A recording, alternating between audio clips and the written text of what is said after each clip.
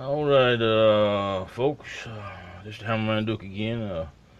Gonna do you a little video here on these rotors. When you take a rotor off and put it on, make sure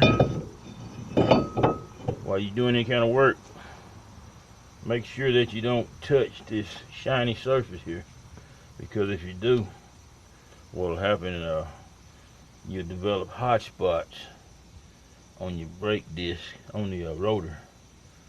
And that's just my helpful tip for the day.